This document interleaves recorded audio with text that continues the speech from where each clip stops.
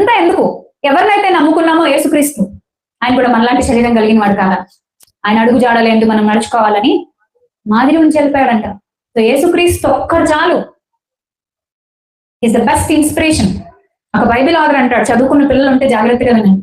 Jesus is the man of scriptures, Jesus is the man of prayer, Jesus is the man of companion, Jesus is the man of holy. Yesukristu పరిశుద్ధుడైన దేవుడు, పరిశుద్ధతను కాపాడుకున్న దేవుడు. Scriptures ని పట్టుకున్నాడు, Bible చదువుకున్నాడు. అంటే ఆయనకి తెలిసిన, ఆయన కాలంలో ఉన్న స్క్రిప్చర్స్ ని విప్పి జనములకు చదివి వినిపించి వాటిని మనసులో ఉంచుకుని పాటించడానికి ఎల్లవేళలా ప్రయత్నించేవాడు, ప్రార్థన చేసేవాడు. Jesus is the man of prayer.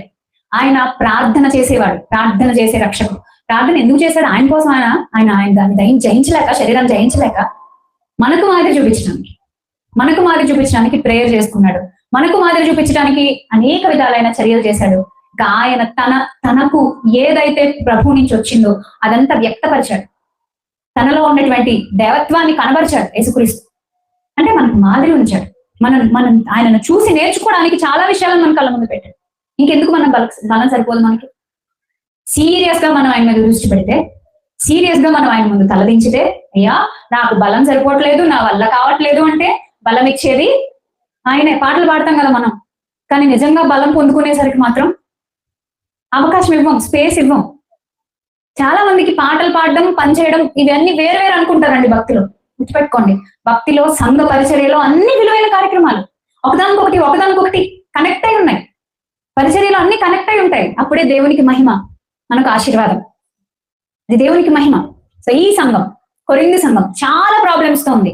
వాటన్నిటికీ ఒక్కొక్క దానికి సొల్యూషన్ పౌలు గారు చెప్తున్నారు. మీరు ఊరక ఉప్పొంగుతున్నారు కదా, మీకున్న సమస్తాన్ని బట్టి మీరు ఐశ్వర్యవంతులని ఊరికి ఉప్పొంగిపోతున్నారా?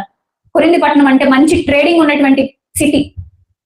దాంట్లో వచ్చిపోయే వాళ్ళు ఎక్కువ మంది ఉంటారట. రవాణా బాగా జరుగుతుందంట, ఎగుమతులు దిగుమతులు బాగా జరుగుతాయి అనమాట. అందుకని కొత్త మనుషులు వస్తారు, ఫారినర్స్ వచ్చి వెళ్తారు. కొరింథీకి ఫారినర్స్ వచ్చి వెళ్తారు. మనది కాంతి ఏదైనా తొందరగా అడాప్ట్ చేసుకుంటాం కొన్నిసార్లు.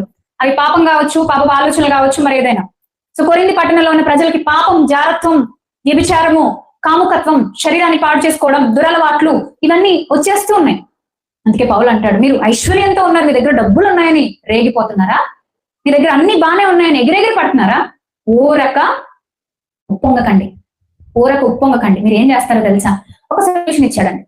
వాళ్ళకు ఒకళ్ళని చూపించారు. అక్కయ్య సంవత్సరము నుంచి